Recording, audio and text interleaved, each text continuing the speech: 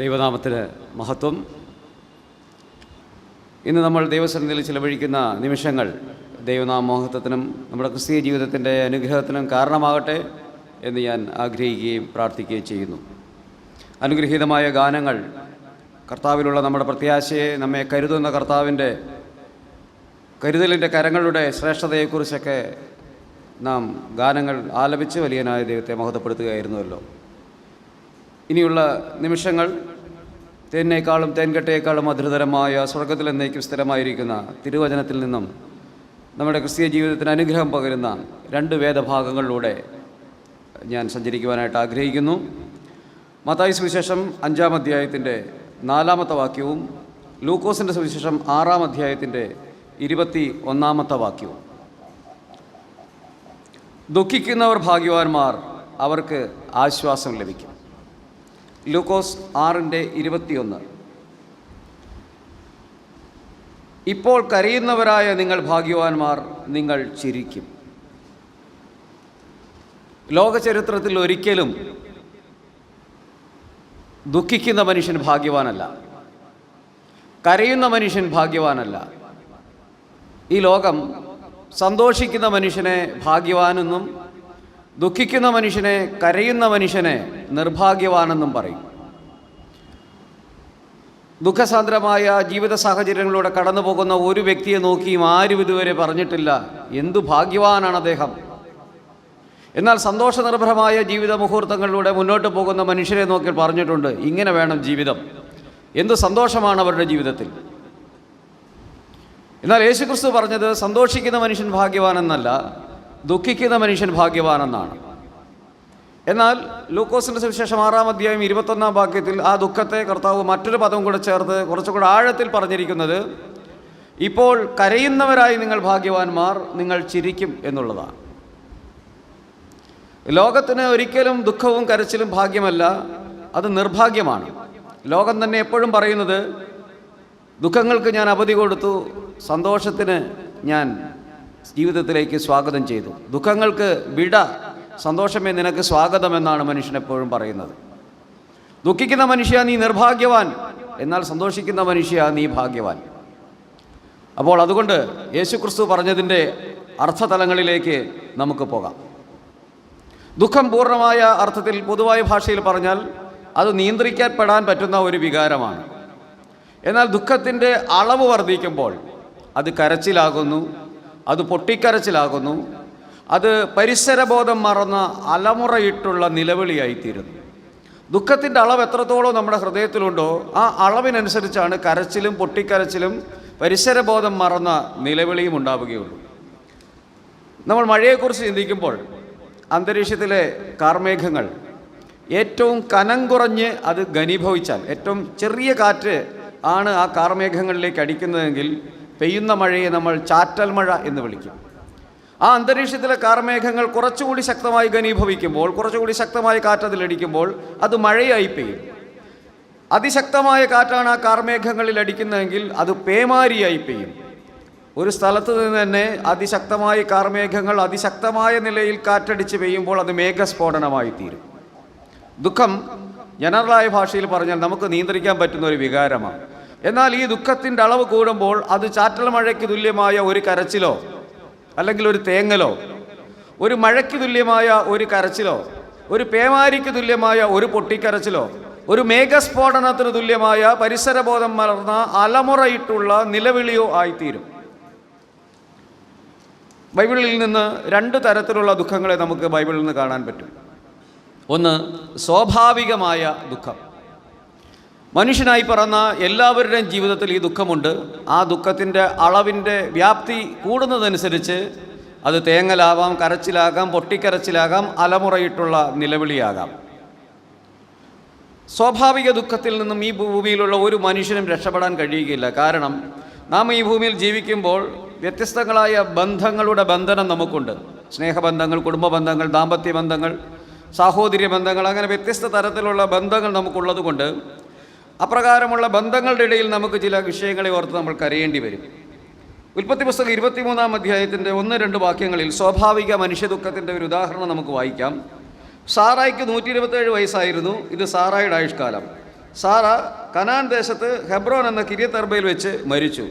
Abraham സാറയെക്കുറിച്ച് വിലപിച്ച് കരവാൻ വന്നു. ഇവിടെ തൻ്റെ ഭാര്യയായ സാറയെ ഓർത്ത് കരയുന്ന അബ്രഹാം തൻ്റെ ജീവിതത്തിൻ്റെ സഖിയായി, തൻ്റെ ഊണിലും ഉറക്കത്തിലും തൻ്റെ കനവിലും നിലവിലുമെല്ലാം തൻ്റെ ജീവിതത്തിൻ്റെ കയ്പും മധുരവും എരിവും പുളിയും എല്ലാം പങ്കിട്ട തൻ്റെ ജീവിത പങ്കാളിയായ സാറ മരണത്തിലൂടെ മാറ്റപ്പെട്ടപ്പോൾ ആ സാറ തൻ്റെ ജീവിതത്തിൽ ഉണ്ടാക്കിയ നഷ്ടബോധം മുഖാന്തരം, ആ ഭാര്യയുടെ വിടവ് മുഖാന്തരമുണ്ടായ, വിയോഗം മുഖാന്തരമുണ്ടായ വിടവിൽ നിന്നുണ്ടായ ആ ശൂന്യതാബോധം അബ്രഹാമിനെ കരയിക്കുന്നു. നമ്മുടെ പ്രിയപ്പെട്ടവർ പലരും മരിച്ചു മാറ്റപ്പെട്ടു പോകുമ്പോൾ അവരെ ഇനി കാണാൻ കഴിയുകയില്ല, അവരുടെ സ്നേഹം നമുക്കിനി ലഭിക്കുകയില്ല എന്നുള്ള തിരിച്ചറിവിൽ നമ്മൾ അവരുമായിട്ടുള്ള ബന്ധം എത്രത്തോളം ആഴമാണോ അതിനനുസരിച്ച് നമ്മൾ കരയും. അപ്പോസ്തല പ്രവൃത്തി 20-ാം അധ്യായത്തിൽ അപ്പോസ്തലനായ പൗലോസ് മിലേത്തസിൽ നിന്ന് എഫെസസിലെ മൂപ്പന്മാരെ വിളിച്ചു വരുത്തി അവരോട് ചില ആത്മീയ ഉപദേശങ്ങളൊക്കെ കൊടുത്തതിന് ശേഷം പൗലോസ് ജെറുസലേമിലേക്ക് പോകുന്നതിന് മുമ്പ് ഇങ്ങനെ അവരോട് പറഞ്ഞു, നിങ്ങളുടെ ഇടയിൽ ദൈവരാജ്യം പ്രസംഗിച്ച് നടന്ന എൻ്റെ മുഖം ഇനി നിങ്ങൾ കാണുകയില്ല എന്ന് പറയുന്നു. അതിനുശേഷം അവരെല്ലാവരും ഒരുമിച്ച് മുട്ടുകുത്തി പ്രാർത്ഥിക്കുമ്പോൾ ഇനി നിങ്ങൾ എൻ്റെ മുഖം കാണുകയില്ല എന്നുള്ള വാക്കിൻ്റെ അവിടെയുള്ള ദൈവജനത്തെ വേദനിപ്പിക്കുകയും അവരെല്ലാവരും കരയുകയും അപ്പോസ്തലനായ പൗലോസിനെ കെട്ടിപ്പിടിച്ച് കരയുകയും അപ്പോസ്തലനായ പൗലോസിനെ കരച്ചിലോടുകൂടെ ജെറുസലേമിലേക്ക് യാത്ര അയക്കുകയും ചെയ്യുന്നൊരു സന്ദർഭം. അവിടെ അവരുടെ ഹൃദയത്തിലുണ്ടായ ദുഃഖം, കഴിഞ്ഞ നാളുകളിൽ ഞങ്ങളുമായി ആത്മീയ ബന്ധത്തിലുണ്ടായിരുന്ന, ഞങ്ങളെ ദൈവവചനം പഠിപ്പിച്ച, ക്രിസ്തുവിൽ ഞങ്ങളെ ബലപ്പെടുത്തിയ കർത്താവിൻ്റെ ദാസനെ ഇനി ഞങ്ങൾക്ക് കാണാൻ കഴിയുകയില്ല, അദ്ദേഹത്തിൻ്റെ ശുശ്രൂഷ ഇനി അനുഭവിക്കാൻ കഴിയുകയില്ല, അദ്ദേഹം ഞങ്ങളിൽ നകന്നു പോകുന്നു. ആ നഷ്ടബോധം, പ്രിയപ്പെട്ടവരെ, നമ്മുടെ ജീവിതത്തിൽ പലതരത്തിലുള്ള ബന്ധങ്ങളുണ്ട്. ആ ബന്ധങ്ങൾ നമ്മിൽ നിന്നും അറ്റുപോകുമ്പോൾ ആ വ്യക്തിയുമായിട്ടുള്ള നമ്മുടെ ബന്ധത്തിൻ്റെ ആഴം എത്രത്തോളം ശക്തമാണോ അതിനനുസരിച്ച് നമ്മൾ കരയും. ചിലപ്പോൾ നിലവിളിച്ചെന്നിരിക്കും, ചിലപ്പോൾ അലമുറയിട്ട് കരഞ്ഞെന്നിരിക്കും. ചില വിഷയത്തിൽ നമുക്ക് ഒരു കേവലം ചാറ്റൽ മഴയ്ക്ക് തുല്യമായ ഒരു ദുഃഖം മാത്രമേ ഉണ്ടാവുകയുള്ളൂ. ഈ ദുഃഖം ഭൂമിയിലുള്ള സകല മനുഷ്യർക്കും ഉള്ളതുകൊണ്ട് ഇതിനെ ഭാഗ്യകരമായ ദുഃഖമെന്ന് പറയാൻ പറ്റുകയില്ല. നമുക്കറിയാം, ഭാഗ്യമെന്ന് പറഞ്ഞാൽ എല്ലാവരിലും അപൂർവം ആൾക്കാർക്ക് ലഭിക്കുന്ന ഒരു അനുഗ്രഹത്തിനാണ് ഭാഗ്യമെന്ന് പറയുന്നത്. ഈ ഞാനിപ്പോൾ പറഞ്ഞ സ്വാഭാവിക ദുഃഖവും അതിൽ നിന്നുണ്ടാകുന്ന കരച്ചിലും നിലവിളിയും പേമാരിക്ക് തുല്യമായ കരച്ചിലും ഈ ഭൂമിയിൽ മനുഷ്യബന്ധമുള്ളിടത്തോളം കാലം എല്ലാ മനുഷ്യർക്കുമുണ്ട്. ഒന്നല്ലെങ്കിൽ മറ്റൊരു തരത്തിൽ നമ്മൾ കരയുന്നവരാ, നാം ദുഃഖിക്കുന്നവരാ. എന്നാൽ അതിനെ ഒരിക്കലും ഭാഗ്യമെന്ന് നമുക്ക് പറയാൻ കഴിയുകയില്ല. അപ്പോൾ സ്വാഭാവികമായ മാനുഷിക ബന്ധങ്ങളിൽ ഉണ്ടാവുന്ന ദുഃഖത്തിനെ ഭാഗ്യകരമായ ദുഃഖമോ അതിൽ നിന്നുണ്ടാകുന്ന കരച്ചിലിനെ ഭാഗ്യകരമായ കരച്ചിലോ എന്നും വിശേഷിപ്പിക്കാൻ പറ്റില്ല.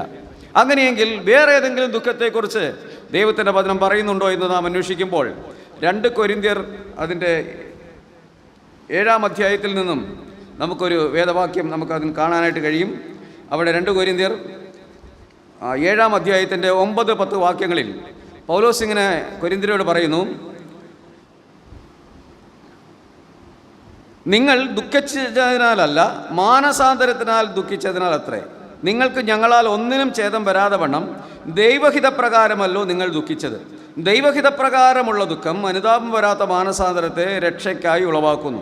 അപ്പോസ്തലനായ പൗലോസ് കൊരിന്ത്യർക്ക് 2-ാം ലേഖനം എഴുതുമ്പോൾ പറയുകയാണ്, ഞാൻ നിങ്ങൾക്ക് എഴുതിയ 1-ാം ലേഖനത്തിൽ ഞാൻ നിങ്ങളോട് പറഞ്ഞിട്ടുള്ള പല കാര്യങ്ങൾ നിങ്ങളെ വേദനിപ്പിച്ചിട്ടുണ്ട്, നിങ്ങളെ ദുഃഖിപ്പിച്ചിട്ടുണ്ട്.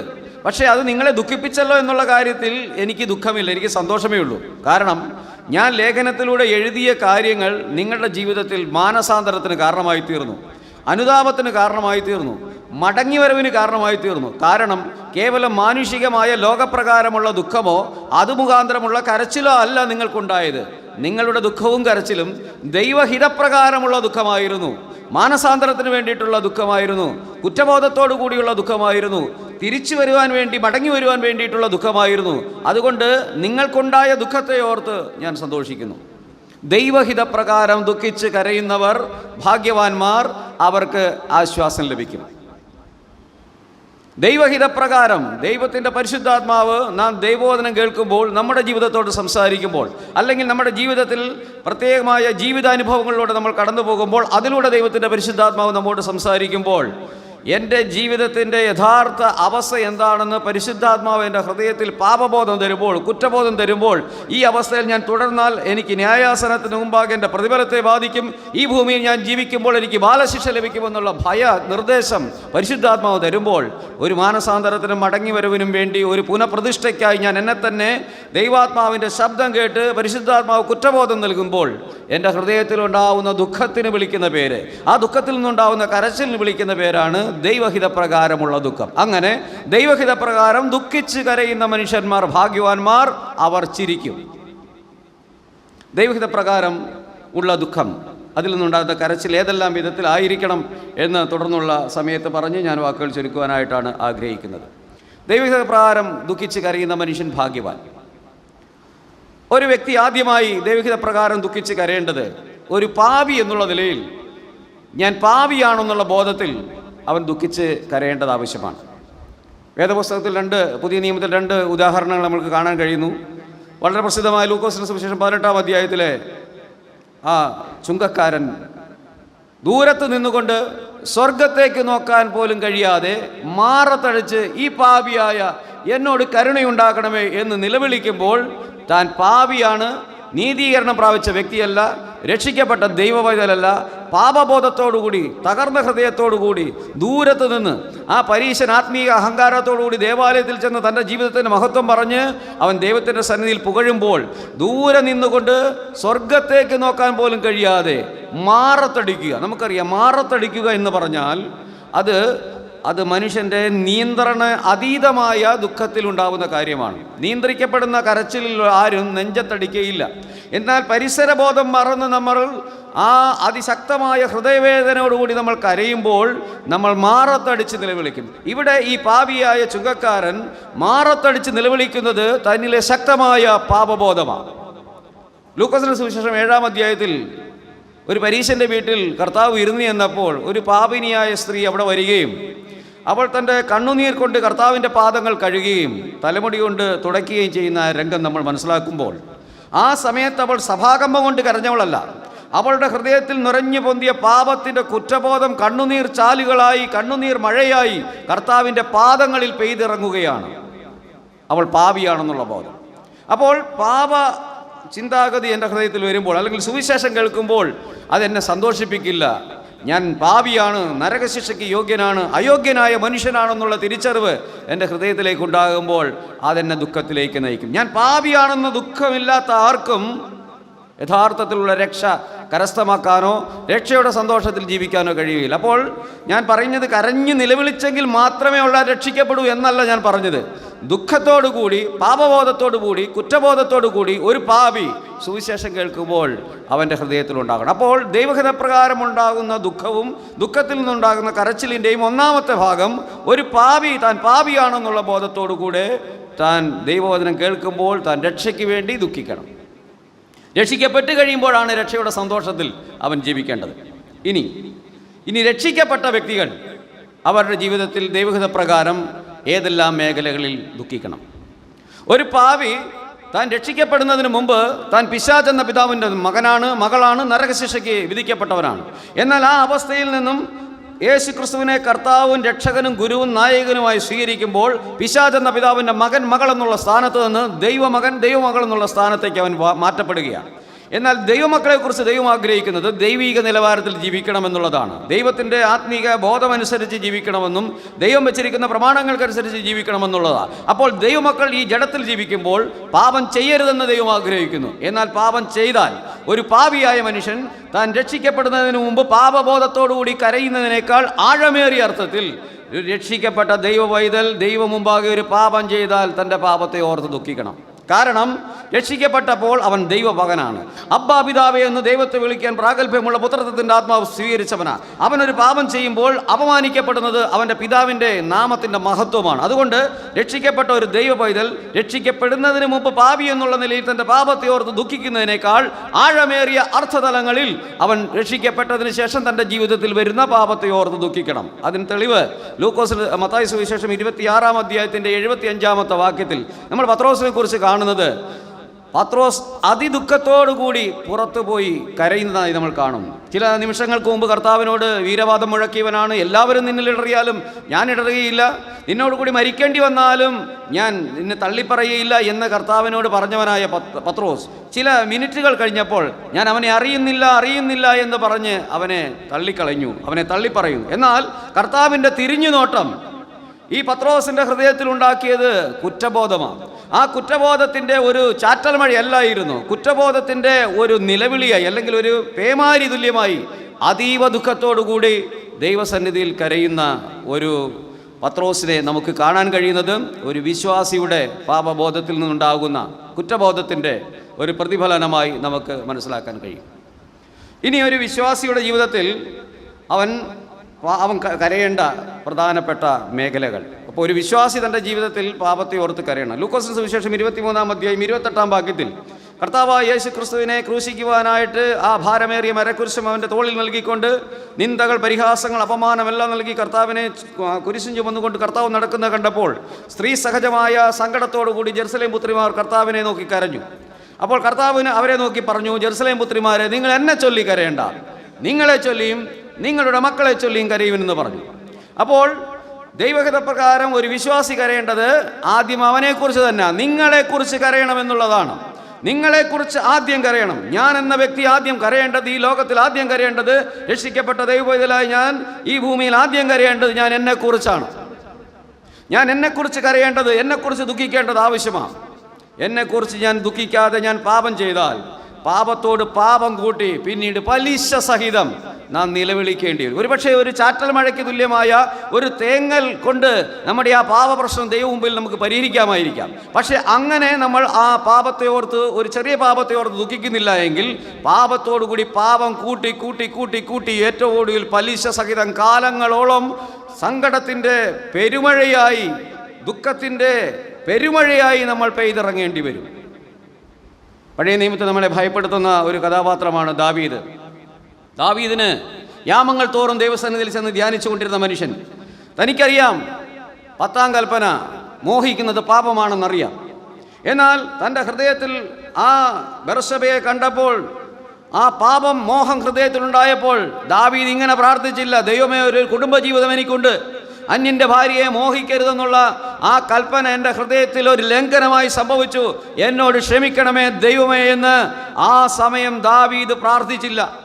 അങ്ങനെ ദാവീദ് പ്രാർത്ഥിച്ചിരുന്നെങ്കിൽ 7-ാം കൽപ്പന ലംഘനമായ വ്യഭിചാരവും 6-ാം കൽപ്പന ലംഘനമായ കൊലപാതകവും താൻ ചെയ്യേണ്ടി വരില്ലായിരുന്നു. ഒടുവിൽ ഒരു നാഥാം പ്രവാചകൻ വന്ന് ഒരു കഥ പറഞ്ഞു കൊടുത്തിട്ടും മനസ്സിലാക്കാത്തവനായി തൻ്റെ രാജനീതി ഉപയോഗിച്ച് ആ മനുഷ്യനെ മരണയോഗ്യനെന്ന് പറഞ്ഞപ്പോഴും അത് എന്നെക്കുറിച്ചാണ് ഈ കഥ പറയുന്നതെന്ന് തിരിച്ചറിയാൻ കഴിയാതെ ആ മനുഷ്യൻ നീ തന്നെ എന്ന് പറഞ്ഞപ്പോൾ മാത്രം കാര്യം തിരിച്ചറിയുന്ന ഒരവസ്ഥയിലേക്ക് എത്തി. പലിശ സഹിതം താൻ കരയേണ്ടി വന്നു, നിലവിളിക്കേണ്ടി വന്നു. പ്രിയപ്പെട്ട ദൈവമക്കളെ, രക്ഷിക്കപ്പെട്ട ദൈവമക്കളുടെ ജീവിതത്തിൽ പാപമുണ്ടായാൽ ആ പാപത്തെ ഓർത്ത് നമ്മൾ നിലവിളിക്കുന്നില്ല എങ്കിൽ, പരിഹരിക്കപ്പെടുന്നില്ല എങ്കിൽ പലിശ സഹിതം കാലങ്ങളോളം കരയേണ്ടി വരുമെന്നുള്ള വലിയ ഭയനിർദ്ദേശമാണ് ദാവീദിൻ്റെ ജീവിതത്തിൽ ലഭിക്കുന്നത്. ഇസ്രായേലിനെ സംബന്ധിച്ചും അത് തന്നെയല്ലേ നമുക്ക് മനസ്സിലാക്കാൻ പറ്റുന്നത്. നിരവധി പ്രവാചകന്മാരെ അയച്ചു പറഞ്ഞു, ഇസ്രായേലെ മടങ്ങി വരിക, നിങ്ങൾ ദൈവത്തെ വിട്ട് നിങ്ങൾ ആ പരസംഗം ചെയ്തിരിക്കുന്നു, പാപം ചെയ്തിരിക്കുന്നു, ജീവനുള്ള ദൈവത്തെ തള്ളിക്കളഞ്ഞിരിക്കുന്നു, മടങ്ങി വാ എന്ന് നിരവധി പ്രവാചകന്മാരെ അയച്ച് പ്രസംഗിച്ചിട്ടില്ലേ? പീഡകളിലൂടെ, കഷ്ടങ്ങളിലൂടെ പ്രവാചകന്മാർ കടന്നുപോയെങ്കിലും ഇസ്രായേൽ ജനം മാനസാന്തരപ്പെട്ടില്ല. അവർ വീണ്ടും ജീവനുള്ള ദൈവത്തെ തള്ളിക്കളഞ്ഞ് വിഗ്രഹങ്ങളെ ആരാധിച്ച് അവർ പോയപ്പോൾ അവർ ബാബേൽ പ്രവാസത്തിലേക്ക് പോകാനിടയായില്ലേ? ബാബേൽ പ്രവാസത്തിൽ വെച്ച് അവർ എഴുതിയതാണ് 137-ാം സങ്കീർത്തനം. ആ 137-ാം സങ്കീർത്തനം നമ്മൾ ഇങ്ങനെയാണ് വായിക്കുന്നത്: ബാബേൽ നദിയുടെ തീരത്ത് ഞങ്ങൾ ഇരുന്നു, സിയോനെ ഓർത്തപ്പോൾ ഞങ്ങൾ കരഞ്ഞു, ഞങ്ങളുടെ കിന്നരങ്ങളെ അലരിവൃക്ഷ കൊമ്പുകളിൽ തൂക്കിയിട്ട് ഞങ്ങൾ സിയോൻ ഗീതം മറന്നവരായി നിന്നു. സ്വന്തം നാട്ടിൽ അവർക്ക് പാടാൻ അവസരമുണ്ടായിരുന്നു, ദൈവത്തെ ആരാധിക്കാൻ അവസരമുണ്ടായിരുന്നു, ദൈവകൃപയിലേക്ക് മടങ്ങി വരുവാൻ പലതവണ ദൈവത്തിൻ്റെ ദാസന്മാർ ശക്തമായ ഭാഷയിൽ അവരോട് സംസാരിച്ചു. എന്നാൽ പ്രവാചകന്മാരെ അവർ കൊന്നുകളഞ്ഞു, പീഡിപ്പിച്ചു. എന്നാൽ പരദേശത്ത് ചെന്നപ്പോൾ, പ്രവാസത്തിലേക്ക് ചെന്നപ്പോൾ സിയോൻ ഗീതങ്ങൾ പാടാൻ കഴിയാത്തവരായി കിന്നരങ്ങളെ അലരിവൃക്ഷ കൊമ്പുകളിൽ തൂക്കിയിട്ട് അവർ ഇന്നലകളെ ഓർത്ത്, സിയോനെ ഓർത്ത് കരഞ്ഞു എന്നുള്ളത് നമ്മുടെ ജീവിതത്തിൽ ഒരു ഭയനിർദ്ദേശമായിരിക്കണം. അപ്പോൾ നാം നമ്മുടെ ജീവിതത്തിലെ പാപങ്ങളെ ഓർത്ത് കരയണം. ഇനി കർത്താവ് ഈ സ്ത്രീകളോട് പറഞ്ഞ നിങ്ങളെ കുറിച്ചും നിങ്ങളെ ചൊല്ലിയും മാത്രമല്ല നിങ്ങളുടെ മക്കളെ ഓർത്തും കരയണം. അതിൻ്റെ ലിറ്ററലായ അർത്ഥത്തിലേക്ക് തന്നെ വരട്ടെ, അക്ഷരീയമായ അർത്ഥത്തിലേക്ക് തന്നെ വരട്ടെ, നാം നമ്മുടെ മക്കളെ ഓർത്ത് കരയേണ്ടവരാണ്. ഈ കാലഘട്ടങ്ങളിൽ മക്കളെ ഓർത്ത് ചിരിക്കുന്നവരുടെ എണ്ണം, മക്കളെ ഓർത്ത് പൊട്ടിച്ചിരിക്കുന്നവരുടെ എണ്ണം, മക്കളുടെ ജീവിതത്തിൽ ഉണ്ടാകുന്ന ചെറിയ ചെറിയ സന്തോഷങ്ങൾ അത് പരമാവധി പബ്ലിസിറ്റി കൊടുത്ത് ലോകത്തെ അറിയിച്ച് ലൈക്കും കമൻറ്റും വാങ്ങുവാൻ വേണ്ടി മത്സരിക്കുന്ന ഒരു ലോകത്താണ് നമ്മൾ ജീവിക്കുന്നത്. മക്കളുടെ ധാർമ്മിക ജീവിതം എന്താണ്, മക്കളുടെ ആത്മീയ ജീവിതം എന്താണ്, അവർ ജീവിക്കുന്ന സമൂഹത്തിൽ അവർ നേരിട്ടുകൊണ്ടിരിക്കുന്ന പ്രശ്നങ്ങൾ എന്താണ്, ഒന്നും മനസ്സിലാക്കാൻ താല്പര്യമില്ലാതെ നമ്മുടെ മക്കളെക്കുറിച്ച് അഭിമാനം കൊണ്ട് അങ്ങനെ സന്തോഷപുളകിതരായി മുന്നോട്ട് പോകുന്ന മാതാപിതാക്കളാണുള്ളത്. എന്നാൽ ദൈവത്തിൻ്റെ വചനം പറയുന്നു, നിങ്ങളുടെ മക്കളെക്കുറിച്ച് കരയണം. ഒരു മകനോ മകളോ ജനിക്കുമ്പോൾ മാതാപിതാക്കളുടെ ഹൃദയം 100,000 കനവുകൾ അവർ നെയ്യുകയാണ്. ആ കുഞ്ഞിൻ്റെ പല്ല് മുളയ്ക്കാത്ത വായിൽ ആഹാരം നമ്മൾ കൊടുക്കുമ്പോൾ നമ്മുടെ ഒരു പിതാവിൻ്റെയും മാതാവിൻ്റെയും ഹൃദയം ആഗ്രഹിക്കുന്നത്, ഇന്നല്ലെങ്കിൽ നാളെ ഞാൻ വൃദ്ധനോ വൃദ്ധയോ ആയി തീരുമ്പോൾ, എൻ്റെ പല്ലുകളെല്ലാം കൊഴിഞ്ഞ് ജരാനരകൾ ബാധിച്ച് ഞാൻ അവശനായി തീരുമ്പോൾ എൻ്റെ മകൻ്റെ ബലിഷ്ഠമായ, എൻ്റെ മകളുടെ ബലിഷ്ഠമായ കരങ്ങളിൽ നിന്ന് 2 ഉരുള ആഹാരം എൻ്റെ പല്ലില്ലാത്ത വായിലേക്ക് വെച്ച് തരണം. മാതാപിതാക്കന്മാർ ആഗ്രഹിക്കും. തീർച്ചയായും അത് അവരുടെ നല്ല ആഗ്രഹം തന്നെയാണ്. ആ കുഞ്ഞിൻ്റെ വായിലേക്ക് അല്പം വെള്ളം ഒഴിപ്പിച്ച് കൊടുക്കുമ്പോൾ നമ്മൾ ആഗ്രഹിക്കും, എൻ്റെ വാർദ്ധക്യത്തിൽ എൻ്റെ കുഞ്ഞ് എൻ്റെ കൂടെ നിന്ന് എനിക്ക് ആഹാരം തരണം. ഇന്ന് ബലിഷ്ഠമായ എൻ്റെ കരങ്ങൾ കൊണ്ട് ബലഹീനമായ എൻ്റെ കുഞ്ഞിനെ ഞാൻ കല്ലും മുള്ളുമുള്ള പാതയിലൂടെ തട്ടി വീഴാതെ ഞാൻ അതിനെ എടുത്തുകൊണ്ട് ഞാൻ അതിൻ്റെ കരം പിടിച്ച് നടത്തുമ്പോൾ ഞാൻ ആഗ്രഹിക്കും, നാളെ ബലഹീനമായൊരു ശരീരം എനിക്ക് വരുമ്പോൾ, എൻ്റെ ആരോഗ്യം മുഴുവൻ നഷ്ടപ്പെടുമ്പോൾ എൻ്റെ മകനും മകളും നല്ല ആരോഗ്യമുള്ള ശരീരത്തിലുടമകളായിരിക്കും. വേച്ച് ഞാൻ നിലത്ത് വീഴാതെ എൻ്റെ മക്കളുടെ കരം പിടിച്ച് എനിക്ക് നടക്കണം. അവർ രാത്രികളിൽ രോഗാതുരമായിരിക്കുമ്പോൾ അവർക്ക് വേണ്ടി നമ്മൾ ഉറങ്ങാതെ, മാതാപിതാക്കൾ ഉറങ്ങാതിരിക്കുമ്പോൾ നമ്മൾ ആഗ്രഹിക്കും, ഒരു വാർദ്ധക്യത്തിൻ്റെ രോഗക്കിടക്കെ എനിക്ക് വരുമ്പോൾ എൻ്റെ മക്കൾ എൻ്റെ ചുറ്റുമുണ്ടാവണം. പക്ഷേ മക്കളെ കണ്ടും മാമ്പു കണ്ടും മോഹിക്കണ്ട എന്ന് പറഞ്ഞതുപോലെ ഈ കാലഘട്ടത്തിൽ ഇതെല്ലാം സ്വപ്നമായി തീർന്നുകൊണ്ടിരിക്കുന്ന ഒരു കാലം. ലോകം അതിവേഗം വികസിക്കുന്നതനുസരിച്ച്, ലോകത്തിൻ്റെ പുരോഗതിക്കനുസരിച്ച് നമുക്ക് മുന്നോട്ടേക്ക് പോകാൻ പറ്റാത്തൊരു സാഹചര്യം വന്നോ എന്നറിയില്ല. അതുകൊണ്ട് പലപ്പോഴും നമ്മുടെയൊക്കെ വാർദ്ധക്യങ്ങളിൽ കേരളം വൃദ്ധാലയമായി തീരുന്നു. കുറച്ച് ഭ്രാന്താലയമാണ് ഒരു 150 വർഷം മുമ്പെങ്കിൽ, ഇനി വരുന്ന കേരളം ഭ്രാന്താലയമല്ല, വൃദ്ധാലയമായിരിക്കും. 10ഉം 12ഉം മക്കളെ പ്രസവിച്ച അമ്മമാരും അപ്പന്മാരും പലരും ഇന്ന് വൃദ്ധമന്ദിരത്തിലാണ് ചിലവഴിക്കുന്നതെങ്കിൽ നാം 2 നമുക്ക് 2, നാം 2 നമുക്കെന്തിന് എന്ന് ചോദിക്കുന്ന ഒരു കാലഘട്ടത്തിൽ നാം എത്തി നിൽക്കുമ്പോൾ, കർത്താവ് വരാൻ താമസിച്ചാൽ നമ്മുടെയൊക്കെ വാർദ്ധക്യത്തിൽ നമ്മുടെ മക്കൾ കൂടെ ഉണ്ടാകുമോ? ഒന്നുകിൽ മാതാപിതാക്കൾ മക്കളുള്ള സ്ഥലത്ത് പോകണം, അതല്ലെങ്കിൽ മാതാപിതാക്കളുള്ള സ്ഥലത്തേക്ക് മക്കൾ വരണം. ഇതിലേതെങ്കിലും ഒരു തീരുമാനം എടുക്കേണ്ടത് ആവശ്യമാണ്. മാത്രമല്ല നമ്മുടെ തലമുറകൾക്ക് ദൈവിക ബോധവും ആത്മീക ബോധവും നമ്മൾ പഠിപ്പിച്ചു കൊടുക്കേണ്ടത് ആവശ്യമാണ്. എങ്ങനെ പണമുണ്ടാക്കാം? മക്കൾക്ക് മാതാപിതാക്കൾ കൊടുക്കുന്ന 3 മുദ്രാവാക്യങ്ങൾ പഠിക്കുക, നല്ല ശമ്പളം മേടിക്കുക, വിദേശത്ത് പോകുക, സുഖിക്കുക. ഈ ഉപദേശത്തോടൊപ്പം മക്കളെ ജീവിത മൂല്യങ്ങളുണ്ട്, ധാർമ്മിക മൂല്യങ്ങളുണ്ട്, ആത്മീക മൂല്യങ്ങളുണ്ട്. മക്കൾക്ക് വേണ്ടി 2 തുള്ളി കണ്ണുനീർ മാതാപിതാക്കൾ എല്ലാ ദിവസവും ചൊരിയേണ്ടത് ആവശ്യമാണ്. നമ്മൾ മക്കൾക്ക് വേണ്ടി കരഞ്ഞാൽ അത് നമ്മുടെ ജീവിതത്തിൽ പലിശ സഹിതം അനുഗ്രഹമായി തീരും. എന്നാൽ ഇന്ന് മക്കളെ ഓർത്ത് ചിരിക്കുന്നവർക്ക് അയ്യോ കഷ്ടം, അവർ പലിശ സഹിതം പൊട്ടിക്കരയാൻ പോവുക. അതുകൊണ്ട് നമ്മുടെ മക്കളെ ഓർത്ത് കരയേണ്ടത് ആവശ്യമാണ്. ഒരുപാട് കാര്യങ്ങൾ അതോട് ബന്ധപ്പെട്ട് എനിക്ക് വാചാലമായി പറയാൻ ഒരുപാട് കാര്യങ്ങളുണ്ട്. പക്ഷേ ഞാൻ അതിന് സമയം ഉപയോഗിക്കുന്നില്ല. നമ്മുടെ മക്കളെ ഓർത്ത് കരയണം. അപ്പോൾ ഞാൻ എന്നെ ഓർത്ത് കരയണം, 2 എൻ്റെ മക്കളെ ഓർത്ത് കരയണം.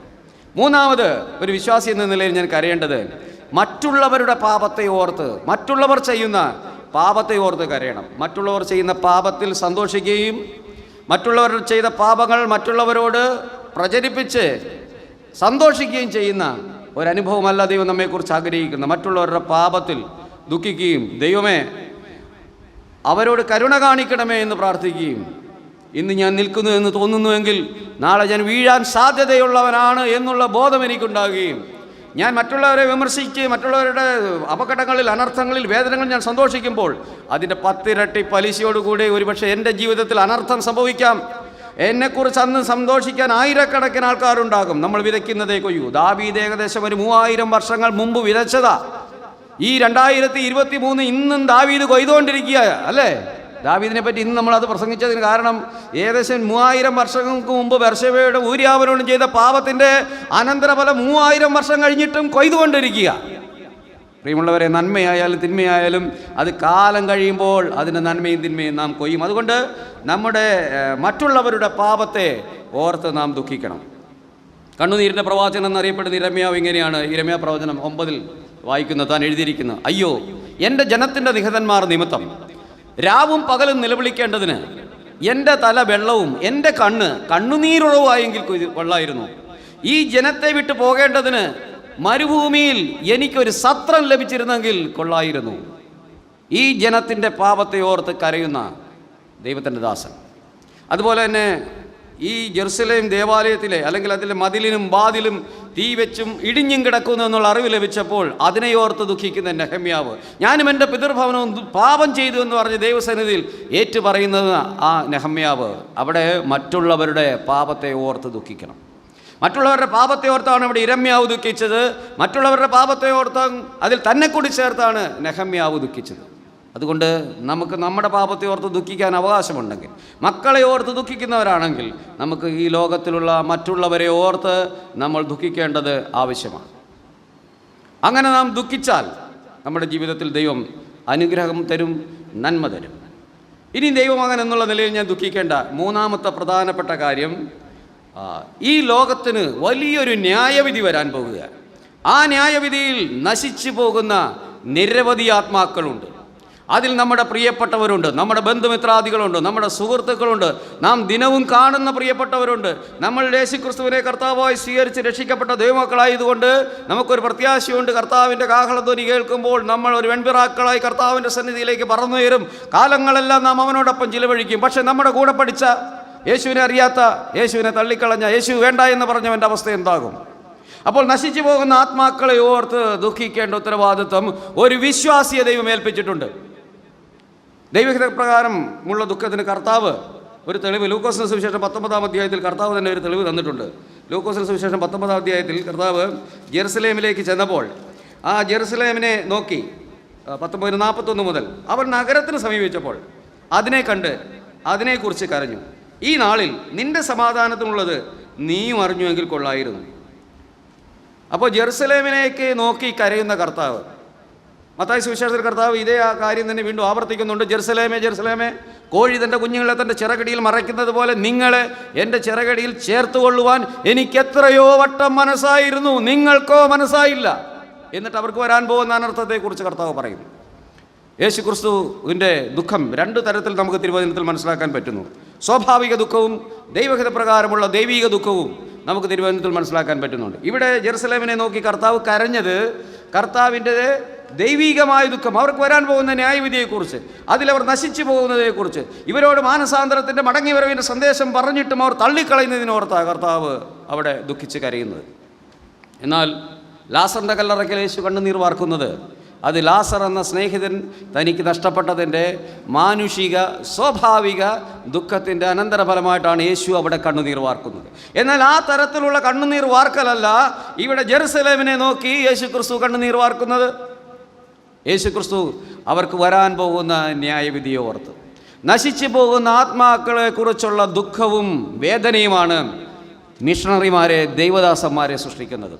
ഈ കേരളത്തിൻ്റെ മണ്ണിലേക്ക് വിദേശത്തിൻ്റെ നല്ല സംസ്കാരവും ജീവിത ശൈലിയും സുഖഭോഗ ജീവിത സാഹചര്യങ്ങളെല്ലാം വിട്ട് ഈ പ്രതികൂലം നിറഞ്ഞ കേരളത്തിൻ്റെ മണ്ണിലേക്ക് മിഷണറിമാർ വന്നത് അവരുടെ സ്വത്തും സ്ഥാവര ജംഗമ വസ്തുക്കളെല്ലാം വിറ്റ് ഈ നാട്ടിൽ കൊണ്ടുവന്ന് ഇവിടെ സ്കൂളുകളും ആശുപത്രികളും പൊതുജനത്തിനാവശ്യമായ നന്മകളും ചെയ്തത് ഇവിടെ നശിച്ചു പോകുന്ന ആത്മാക്കളെ കുറിച്ചുള്ള ഭാരം കൊണ്ടാണ്.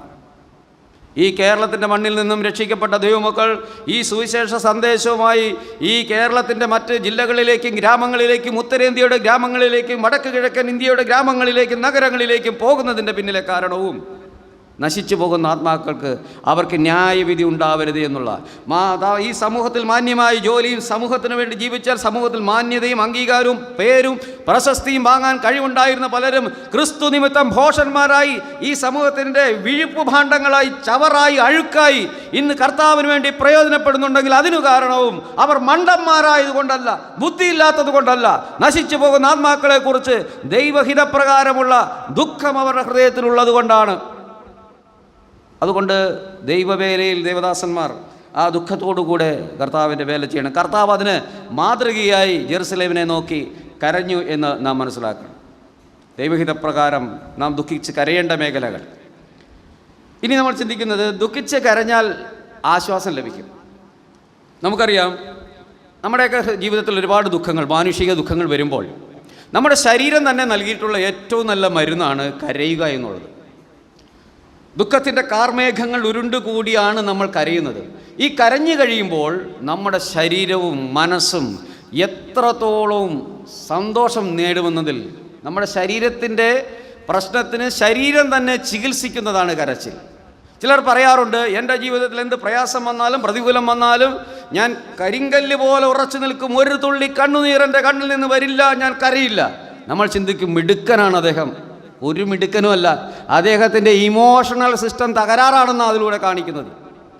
എന്നാൽ മനുഷ്യൻ്റെ സങ്കടങ്ങൾ, സംഘർഷങ്ങൾ അവൻ കരഞ്ഞുമ്പോൾ അവനത് ആശ്വാസം ലഭിക്കും. അതുകൊണ്ട് ശരീരത്തിൻ്റെ പ്രതിസന്ധികൾക്ക്, ദുഃഖത്തിന് ആശ്വാസം നൽകാൻ ദൈവം നമ്മുടെ ശരീരത്തിൽ വെച്ചിട്ടുള്ള ഒരു ദൈവിക ഉപാധിയാണ് കരയുക എന്നുള്ളത്.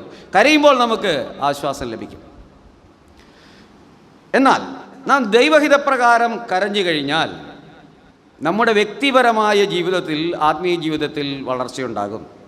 നമ്മുടെ മക്കളെ ഓർത്ത് നമ്മൾ കരഞ്ഞു കഴിഞ്ഞാൽ മക്കളുടെ ജീവിതത്തിൽ നമ്മുടെ നന്മയുണ്ടാകും. അവരിലൂടെ ദൈവം നമുക്ക് ആശ്വാസം തരും. നശിച്ചു പോകുന്ന ആത്മാക്കളെ ഓർത്ത് നമ്മൾ ദുഃഖിച്ചു കഴിഞ്ഞാൽ ആത്മാക്കളെ കർത്താവ് രക്ഷിച്ച് നമുക്ക് ആശ്വാസം തരും.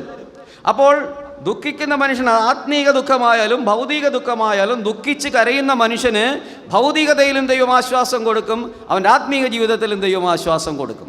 എന്നാൽ ലൂക്കോസിന് സുവിശേഷം 6-ാം അധ്യായത്തിലെ മറ്റൊരു വാക്യം ഞാൻ എൻ്റെ വാക്കുകൾ അവസാനിപ്പിക്കാൻ വേണ്ടി ആഗ്രഹിക്കുകയാണ്.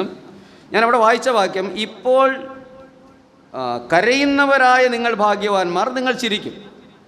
അതെ, ദുഃഖിക്കുന്നവർക്ക് ദൈവം ഈ ഭൂമിയിൽ ആശ്വാസം കൊടുക്കും. ഇനി ഞാൻ വായിക്കാൻ പോകുന്ന വാക്യം ഈ ലൂക്കോസിൻ്റെ 6-ന്റെ-25 വാക്യം. ഇപ്പോൾ ചിരിക്കുന്നവരായ നിങ്ങൾക്ക് അയ്യോ കഷ്ടം, നിങ്ങൾ ദുഃഖിച്ച് കരയും. ഈ ലോകം ഇന്ന് ചിരിച്ചുകൊണ്ടിരിക്കുകയാണ്.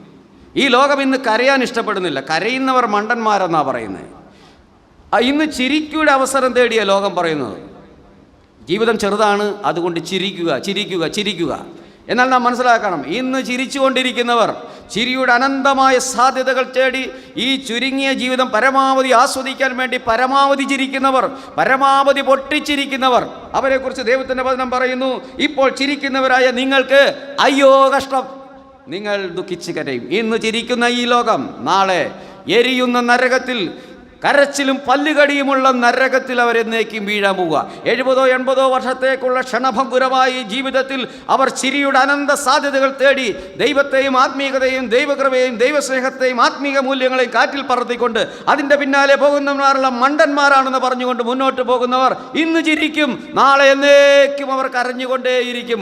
ആ കരച്ചിൽ തോരില്ല, അവിടെ കരച്ചിൽ മാറുകയില്ല, പല്ലുകടി മാറുകയില്ല.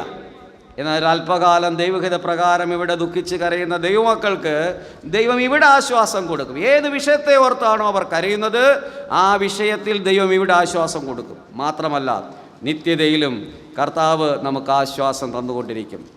അത് നമുക്ക് മനസ്സിലാക്കാൻ പറ്റുന്നത് വെളിപ്പാട് പുസ്തകം 21-ാം അധ്യായത്തിലെ ആ വാക്യത്തിലേക്ക് നിങ്ങളുടെ ശ്രദ്ധ ഞാൻ ക്ഷണിക്കുന്നു. ഇവിടെ കരയുന്നവൻ നിത്യതയിൽ ചിരിക്കും. ഇവിടെ ചിരിക്കുന്നവൻ നിത്യതയിൽ കരയുമ്പോൾ ഇവിടെ കരയുന്നവൻ നിത്യതയിൽ ചിരിച്ചുകൊണ്ടേയിരിക്കുമെന്ന് ദൈവത്തിൻ്റെ വചനത്തിൽ നമുക്ക് മനസ്സിലാക്കാൻ പറ്റും. വെളിപ്പാട് പുസ്തകം 21-ാം അധ്യായത്തിൻ്റെ 4-ാം വാക്യം. അവൻ അവരുടെ കണ്ണിൽ നിന്ന് കണ്ണുനീരെല്ലാം തുടച്ചു കളയും. ഇനി മരണമുണ്ടാകുകയില്ല, ദുഃഖവും മുറവിളിയും കഷ്ടതയും ഇനിയുണ്ടാകുകയില്ല, ഒന്നാമത്തത് കഴിഞ്ഞുപോയി. പ്രിയമുള്ളവരെ, നമ്മുടെ ജീവിതത്തിൽ ദൈവത്തെ സ്തുതിക്കുവാൻ മതിയായ ഒരു വാക്യമാണ്. ഇവിടെ നാം ദുഃഖിച്ച കരഞ്ഞാൽ ഇവിടെ ദൈവം നമ്മെ ആശ്വസിപ്പിക്കും. എന്നാൽ കർത്താവിൻ്റെ ആണിപ്പാടുകളേറ്റ കരാങ്കുലികൾ കൊണ്ട് അവൻ നമ്മുടെ കണ്ണിൽ നിന്ന് കണ്ണുനീരെല്ലാം തുടച്ചു കളയാൻ പോകുന്ന, ഇനി ദുഃഖമില്ലാത്ത, മുറവിളിയില്ലാത്ത, മരണമില്ലാത്ത അതിമനോഹരമായ നാളുകളിലേക്കാണ്, സംവത്സരങ്ങളിലേക്കാണ് രക്ഷിക്കപ്പെട്ട ദൈവമക്കൾ സമീപഭാവിയിലേക്ക് പോകുന്നത്. അവർ ഈ ഭൂമിയിൽ ദുഃഖിച്ചാൽ ഇവിടെ ദൈവം ആശ്വസിപ്പിക്കും, നിത്യതയിലും ദൈവം ആശ്വസിപ്പിക്കും. എന്നാൽ ഇന്ന് ചിരിയുടെ അനന്ത സാധ്യതകൾ തേടിപ്പോകുന്ന ലോകം ഇവിടെ പരമാവധി ചിരിക്കും, മറ്റുള്ളവരെയും ചിരിപ്പിച്ചു കൊണ്ടിരിക്കും. എന്നാൽ വേകുന്ന തീക്കടലിൽ അവർ നിത്യകാലം കരച്ചിലും പല്ലുകടിയുടെയും അനുഭവത്തിലേക്ക് പോകും. അതുകൊണ്ട് ദുഃഖിച്ച് കരയുന്നവർ ഭാഗ്യവാന്മാർ. ദൈവഹിതപ്രകാരം ദുഃഖിച്ച് കരയുന്നവർ ഭാഗ്യവാന്മാർ. നമുക്ക് ദൈവഹിതപ്രകാരം ദുഃഖിച്ച് കരയുന്ന ഭാഗ്യവാന്മാരുടെ, ഭാഗ്യവതികളുടെ ആ പട്ടികയിൽ നമ്മുടെ പേരുണ്ടാകുവാൻ ദൈവം നമ്മെ സഹായിക്കട്ടെ. നമ്മുടെ ജീവിതത്തിൽ ഒരു പാപം വരുമ്പോൾ ആ പാപത്തെ ഓർത്ത് നമ്മൾ അപ്പോൾ കരഞ്ഞില്ല എങ്കിൽ ദാവീദിന് പറ്റിയതുപോലെ പലിശ സഹിതം കാലങ്ങളോടും കരയേണ്ടി വരും. ഇസ്രായേൽ ജനത്തിന് സംഭവിച്ചതുപോലെ പിന്നീട് അവർക്ക് ദൈവത്തെ ആരാധിക്കാൻ പറ്റാത്ത ഭീകരമായ ഒരു അനുഭവത്തിലേക്ക് അവർ പോയി. ഇന്നും അവർക്ക് യഥാർത്ഥത്തിലുള്ള ആരാധന അവർക്ക് നഷ്ടപ്പെട്ട ആ അനുഭവത്തിലേക്ക് അവർ പോകും. അതുകൊണ്ട് പഴയ നിയമത്തിലെ ഓരോരോ സംഭവങ്ങളും നമുക്ക് നൽകിയിരിക്കുന്നത് പുതിയ നിയമ വിശ്വാസികൾക്ക് അവർക്ക് ദൃഷ്ടാന്തത്തിനായിട്ടാണ്, ബുദ്ധി ഉപദേശത്തിനായിട്ടാണ്. അതുകൊണ്ട് നമുക്ക് നമ്മുടെ ക്രിസ്തീയ ജീവിതം വളരെ ഭയത്തോടു കൂടി കാണാം. നമുക്ക് നമ്മളെ ഓർത്ത് കരയാം, നമ്മുടെ മക്കളെ ഓർത്ത് കരയാം, നമുക്ക് ലോകത്ത് സംഭവിച്ചു കൊണ്ടിരിക്കുന്ന പാപങ്ങളെ ഓർത്ത് കരയാം, നശിച്ചു പോകുന്ന ആത്മാക്കളെ ഓർത്ത് കരയാം. കർത്താവ് നമുക്ക് ആശ്വാസം നൽകട്ടെ. കർത്താവിൻ്റെ കരാങ്കുലികൾ കൊണ്ട് നമ്മുടെ കണ്ണുനീർ തുടച്ചു കളയുന്ന ആ മനോഹര ദിവസങ്ങൾ വരുന്നതോർത്ത് നന്ദി ഹൃദയത്തോടെ നമുക്ക് ദൈവത്തെ മഹത്വപ്പെടുത്താം. വാക്കുകൾക്ക് ഇവിടെ പൂർണ്ണ വിരാമം കുറിക്കുന്നു. ദൈവനാമം വാഴ്ത്തപ്പെടുമാറാകട്ടെ.